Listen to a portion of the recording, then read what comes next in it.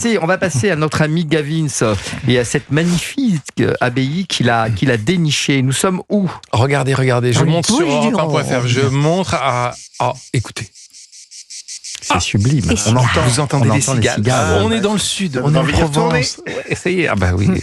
On est entre les pins, le thym, les cigales. On est loin du bruit. On quitte la nationale, on grimpe dans la garrigue. Et là, on est au sommet d'un petit massif. Ça s'appelle la Montagnette, Fabienne. Montagnette. Oui. Et là, on découvre une abbaye, l'abbaye Saint-Michel de Frigolet. Rien que ce nom déjà. Très joli. Ça fait rêver. On est dans les Bouches-du-Rhône, 10 km de Tarascon, pas très loin d'Arles, à une petite demi-heure d'Avignon. Et on voit quoi quand on arrive ?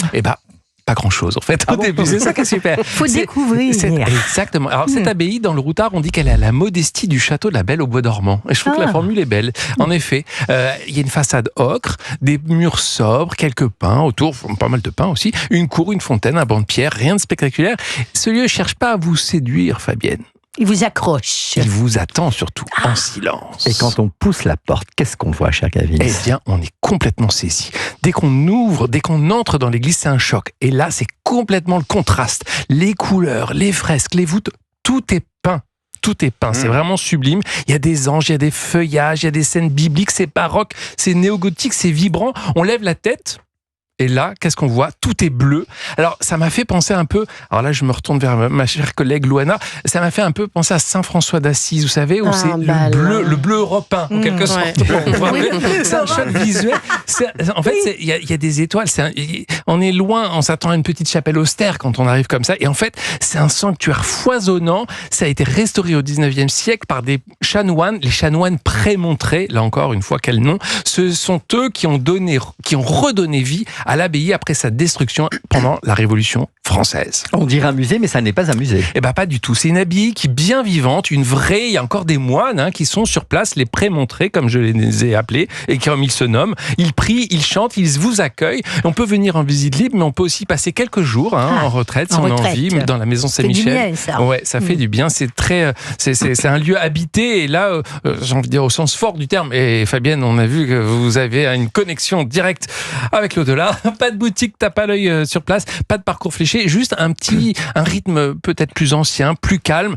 Ça fait du bien, non ? Un rythme profond. Exactement. Et ce nom Frigolet, ça vient d'où ? C'est étrange comme nom. Frigo, on pourrait dire que ça vient peut-être du froid. Non, pas du tout. Ça n'a rien à voir avec le frigo. Frigolet, ça vient de Férigoule, en provençal. C'est du thym sauvage. Et ça aussi, c'est pour Loana, le thym sauvage. C'est tout à fait ça. Le thym, le romarin, c'est tout ce qu'il y a autour. C'est la chaleur de la pierre. Il y a l'odeur des pins d'Alep. On est dans la vraie campagne provençale, celle que chantait le Mistral, le Frédéric Mistral, chantre de la langue provençale, prix Nobel d'ailleurs. Bref, et puis il y a plein d'autres choses autour, si vous voulez. Qu'est-ce qu'il y a à voir ? Il y a le cloître roman magnifique qui se visite avec un guide le dimanche. Il y a une crèche sculptée en bois d'olivier avec 15 personnages. Et attention, j'ai noté, j'ai bien aimé les petits santons. Attendez, les petits santons. Il a fallu 2 tonnes de bois poncés à la main pour produire les 15 personnages de la crèche. Ils sont grands. C'est pas mal, c'est des grands santons. Et il y a aussi l'abbaye qui abrite une boutique artisanale parce que les moines, ils fabriquent sur place des sirops au parfum rare. C'est l'été, là, c'est sympa, on peut en profiter. Châtaigne, lavande, fleur d'oranger, vous choisissez ce que vous voulez. Pour une fois, ils ne fabriquent pas un alcool. Parce que normalement, c'est moines, la chartreuse et tout. Il y a de la liqueur, de Frigolet quand même, qui a été popularisée par Alphonse Daudet dans les lettres de Montmoulin. Et on la distille encore pas très loin de là. Il y a une dernière anecdote. Alors ça aussi, je crois que ça va vous plaire, Fabienne. On est en 1632. Il y a Anne d'Autriche qui s'arrête à l'abbaye. Elle est accompagnée de Mazarin. Elle est venue prier pour avoir un fils. Et vous savez quoi ? 6 ans plus tard, naissait un certain Louis XIV. Ça a marché. Vous savez ce qu'il vous reste à faire si vous avez envie d'avoir un enfant. Merci beaucoup, Gavin, d'avoir remis cette église dans 6 ans. Merci d'avoir remis cette église au centre du village. Demain encore, nous allons... Exactement, je ne sais pas encore, on verra. C'est le temps qui me le dira, l'inspiration qui me dira.